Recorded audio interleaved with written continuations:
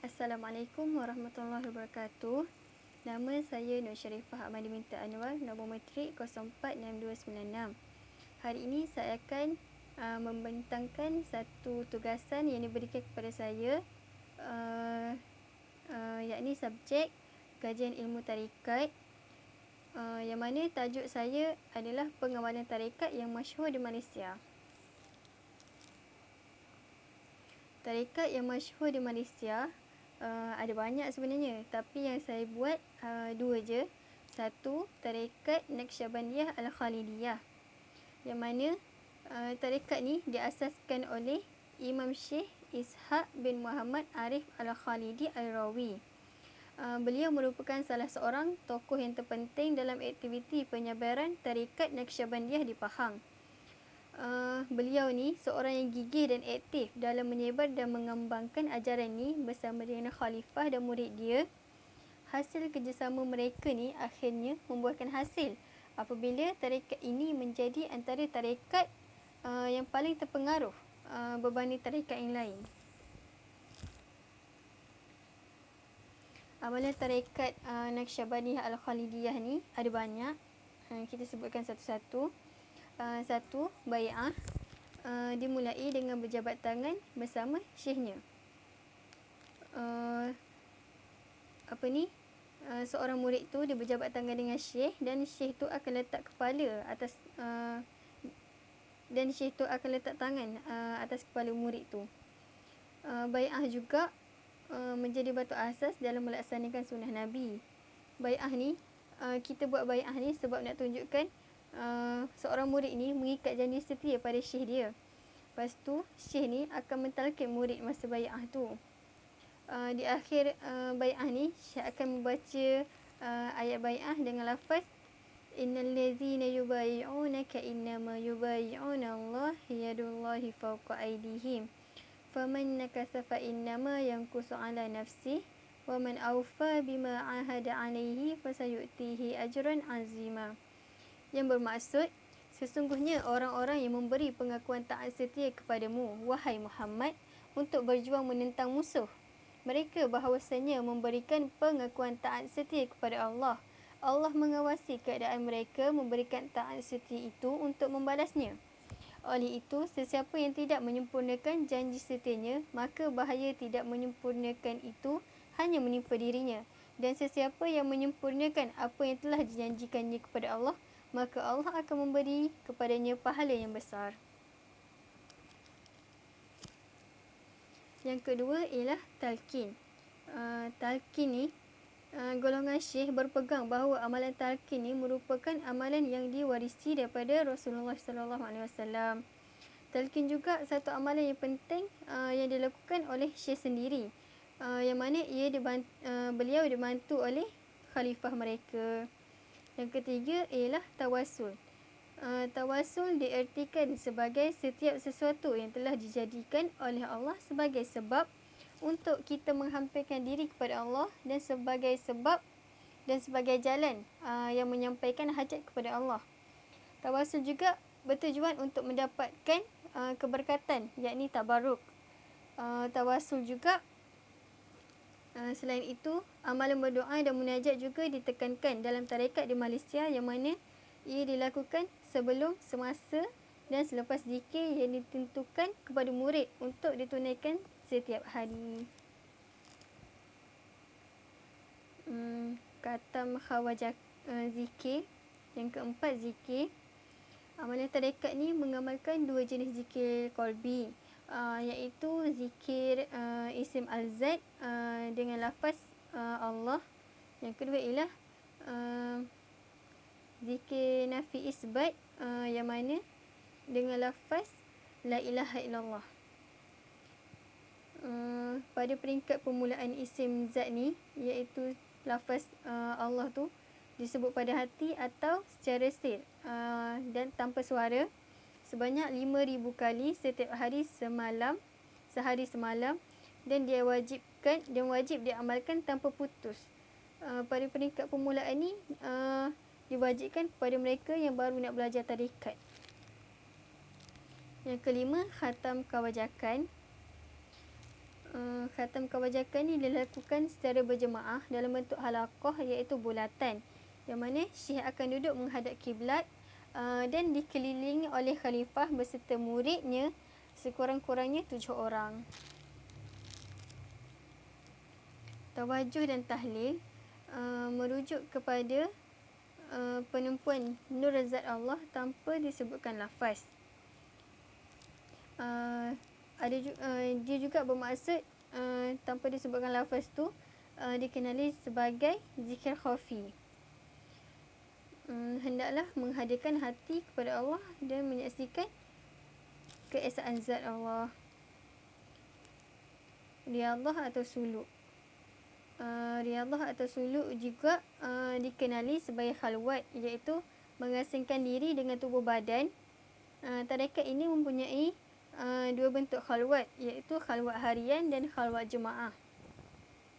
Khalwat harian ni yang mana ianya harus dilaksanakan oleh salik pada setiap hari di waktu yang tertentu. Manakala khalwat berjemaah ni atau kita kenal dengan suluk biasanya dilaksanakan setahun sekali atau 2 kali. Riyadhah atau suluk ni bertujuan untuk beribadat kepada Allah serta berusaha untuk kita mendekatkan diri kepada Allah dengan mengasingkan diri daripada perkara-perkara yang melalaikan ingatan kepada Allah.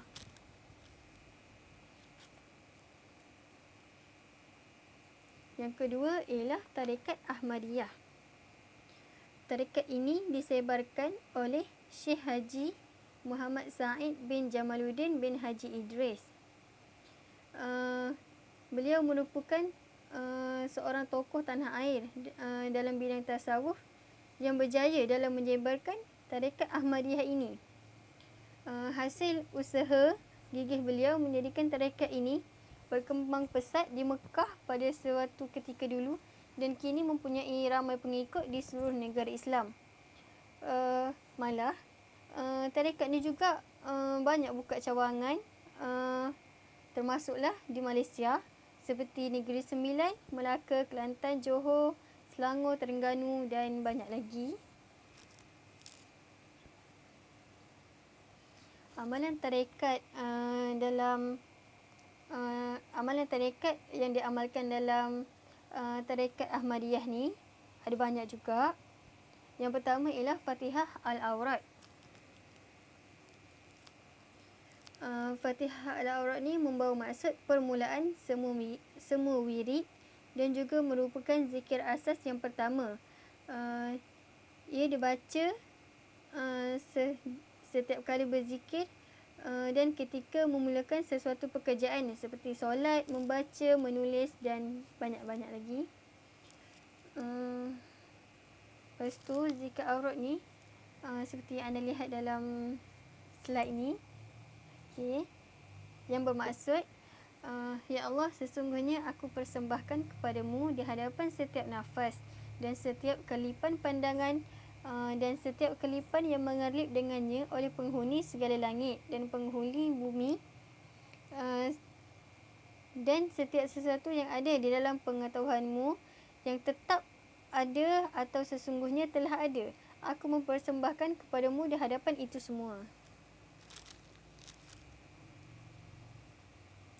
Yang kedua ialah tahlil. Tahlil ni Syekh Ahmad Ibn Idris ni dia terangkan kelebihan seorang hamba yang mengucapkan tahlil ni sebanyak 3 kali. Tapi terdapat juga satu riwayat yang cakap hanya sekali sebut je tahlil ni, tapi pahala orang tu banyak sangat. Yang mana tahlil ni bermaksud tiada Tuhan melainkan Allah, Muhammad Rasulullah pada setiap kelipan mata dan nafas sebanyak bilangan luasnya ilmu Allah. Yang ketiga ialah selawat azmiyah.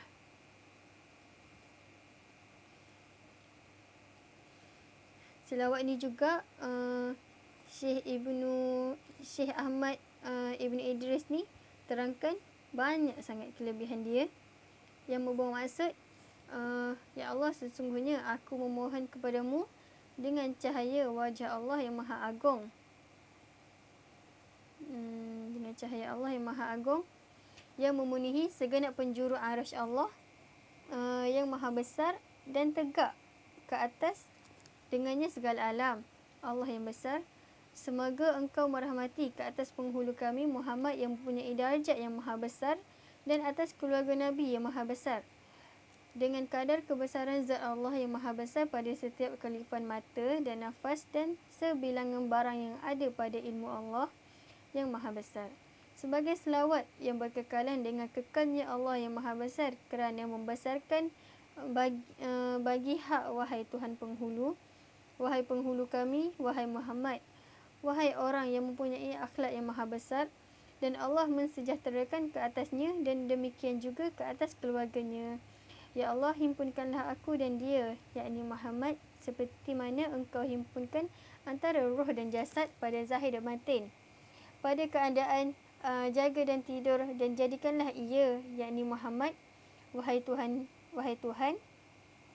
roh bagi zatku dari segenap jalan di dunia sebelum hari akhirat, wahai Tuhan yang maha besar.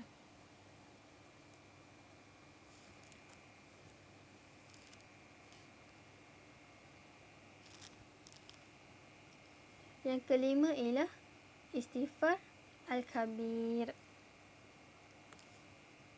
Nama istighfar ni bersesuaian kerana ia dikatakan mengandungi himpunan makna istighfar yang lain. Pengamal tarekat juga dianjurkan supaya membaca istighfar ini seusai menunaikan solat fardu.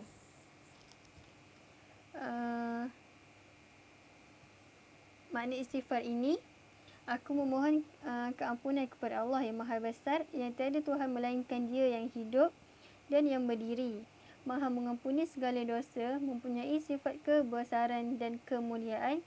Aku bertaubat kepadanya dari segala maksiat, dosa dan kesalahan, dan dari kesemua dosa yang telah aku lakukan secara sengaja atau tersalah, sama ada zahir maupun batin, yang berbentuk kata-kata, perbuatan, seluruh gerak-geri, diamku, lintasan hatiku dan nafasku, semuanya sentiasa berkekalan selama-lamanya.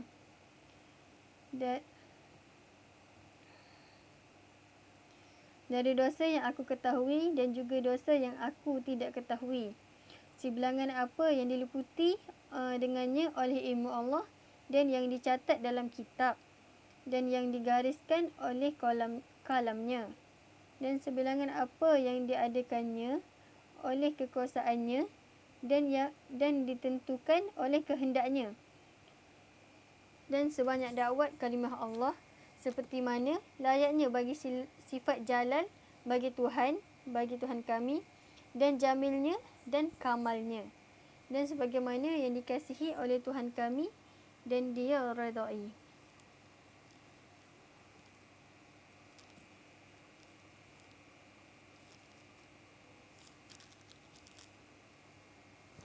Seterusnya, pandangan masyarakat berkaitan tarekat.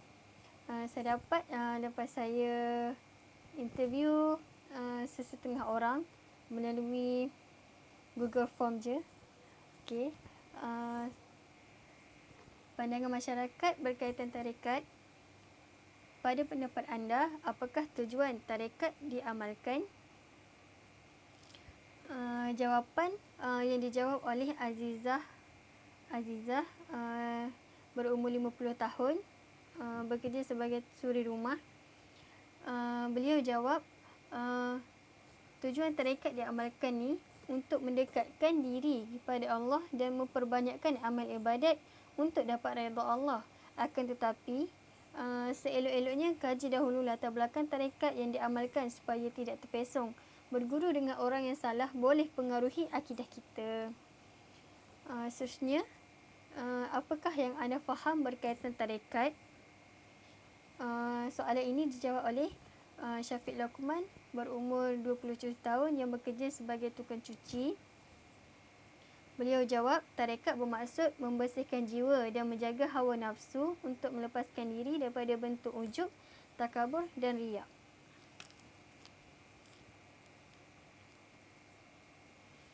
Seterusnya, adakah dengan mengamalkan tarekat dapat membersihkan jiwa manusia dan mendekatkan diri dengan Allah? Mengapa? Soalan ini dijawab oleh Encik Syahrul Azwan bin Muhammad atau Endut, berumur 30 tahun yang bekerja sebagai seorang pegawai eksekutif GLC. Beliau menjawab, ya, kerana tarekat merupakan salah satu jalan yang membawa ke arah mendekatkan diri kepada Allah. Soalan seterusnya ialah, pernahkah anda mengikuti program berkaitan tarekat yang dianjurkan? Apakah yang anda dapat daripada program tersebut? Jawapan, Cik Nurul Izzati binti Zulfikar Ali yang berumur 23 tahun yang bekerja sebagai peniaga. Beliau menjawab ya, dengan mengetahui jenis-jenis tarekat. Soalan seterusnya, pada pendapat anda, apakah kelebihan orang yang mengamalkan tarekat? Soalan ini dijawab oleh Cik Nur Syasika binti Anwar, berumur 22 tahun, masih lagi berstatus pelajar. Beliau menjawab, pada pendapatnya, kelebihan orang yang mengamalkan amalan-amalan tarekat ialah seseorang itu dapat membersihkan hati daripada sifat buruk, iaitu mazmumah, dan menghiasinya dengan sifat baik, yakni mahmudah, melalui zikrullah dan bimbingan mursyid.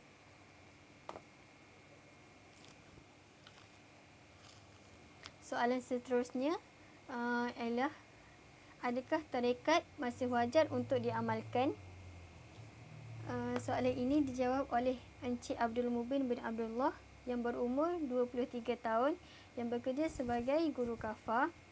Beliau menjawab, pada pandangannya, amalan tarekat tidak bergantung kepada peredaran zaman, kerana amalan ini adalah satu cara untuk mendekatkan diri kepada Allah dan untuk mengingatinya.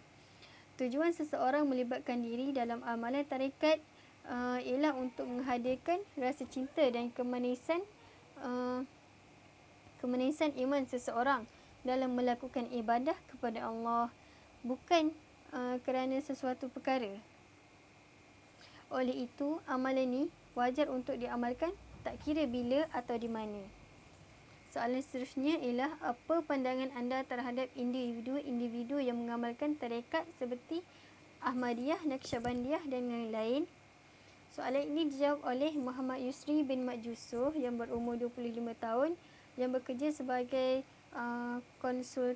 konsultan takaful. Beliau menjawab, pada pandangan dia, mengamalkan mana-mana aliran tarekat seperti Ahmadiyah, Naqsyabandiyah dan lain-lain tak salah selagi mana ianya tak menyalahi hukum hakam agama. Seterusnya,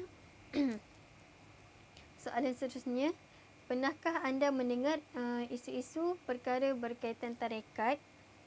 Soalan ini dijawab oleh Puan Liza bin Muhammad yang berumur 39 tahun yang bekerja sebagai guru. Beliau menjawab, beliau pernah mendengar perkara berkaitan tarekat, isu perkara yang berkaitan tarekat. Isu yang pernah timbul dalam tarekat ialah di mana orang awam ni anggap tarekat ni sesat. Mereka rasa tarekat ni pelik, mungkin sebab mereka tak pernah tahu apa-apa maklumat berkaitan tarekat. Malah beliau juga pernah membaca dalam PDF berkaitan Rasul Dahri, yang mana Rasul Dahri mengatakan bahawa sufi atau tasawuf bukanlah juadah yang sesuai dan sempurna untuk membentuk akidah dan rohani yang sihat, kerana kandungan makanan sufi banyak mengandungi virus kesyirikan, khurafat, tahyul, kebohongan dan kebodohan.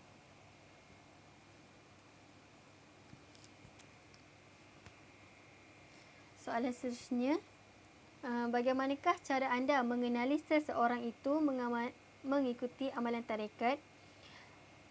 Soalan ini dijawab oleh Encik Muhammad Amarullah bin Seman yang berumur 26 tahun yang bekerja sebagai guru. Beliau menjawab, orang yang mengamalkan tarekat ni nampak macam orang biasa, yang mana tak ada ciri khusus pun yang boleh terangkan sama ada seseorang tu amal tarekat atau tak. Tapi kebiasaan orang yang bertarekat ni ialah orang yang memegang jawatan berkaitan agama. Contohnya mufti, ustaz pondok dan lain-lain lagi. Soalan yang akhir ialah, adakah wajar dibina sebuah institusi seperti madrasah atau pondok yang mengajar berkaitan tarekat-tarekat di Malaysia ini? Soalan ini dijawab oleh Puan Rabi'atul Adawiyah binti Muhammad yang berumur 59 tahun yang bekerja sebagai guru. Beliau jawab, sejujurnya tak perlu pun wujudkan sekolah atau pondok-pondok yang berkaitan tarekat yang wujud di Malaysia ni. Yang penting ialah institusi yang sudah ada ni sudah cukup. Cuma madah khusus untuk tarekat itu sahaja yang perlu diajar dan didedahkan kepada pelajar untuk dibincang dan difahami satu persatu supaya pelajar dapat memahami berkaitan tu dengan sebaik-baiknya. Contohnya sebagaimana di Al-Azhar diwujudkan subjek fiqh mazhab dan dihadamkan oleh mereka yang nak mempelajari fiqh mazhab masing-masing. Maka begitu juga dengan tarekat yang ada di Malaysia ni, pelajar tu perlu hadamkan di universiti yang telah sedia ada, terutama dalam bidang usuluddin. Cuma madah khusus berkaitan tarekat tu perlu diperincikan dalam syu'bah masing-masing dengan madah yang berkaitan tarekat ni. Yang paling penting ialah kajian dan penyelidikan terhadap tarekat perlu dibuat oleh para pelajar supaya mereka dapat mendalami perkara yang berkaitan dengan tarekat.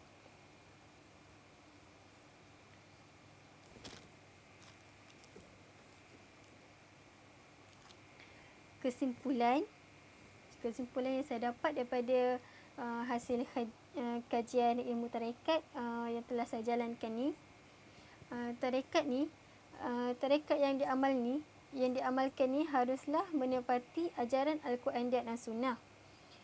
Seterusnya, tarekat ni kita kena kaji dulu. Perlulah dikaji terlebih dahulu sama ada sesebuah tarekat itu berlandaskan Al-Quran dan As-Sunnah ataupun tidak. Sebabnya bukan sebarang orang yang diberi keizinan untuk mengajar tarekat ni. Orang yang betul-betul diberi keizinan oleh syekh dia yang terdahulu je yang boleh ajar. Seterusnya ialah berusaha orang yang nak belajar tarekat ni, dia kena usaha cari syekh yang betul-betul diberi keizinan untuk ajar sebarang tarekat yang dia nak belajar tu. Tak kiralah Ahmadiyah ke, Naqsyabandiyah ke, Tijaniyah ke, lain-lain. Yang penting cari syekh yang betul-betul diberi keizinan dulu. Seterusnya, yang terakhir ialah amalan-amalan yang diamalkan di dalam tarekat kesemuanya bertujuan untuk melatih diri seseorang itu untuk mendekatkan diri kepada Allah Subhanahu Wa Taala, di samping menyucikan diri daripada sifat-sifat yang tercela. Semoga saya dapat memberi sedikit sebanyak maklumat kepada semua berkaitan dengan tarekat. Sekian, terima kasih. Assalamualaikum.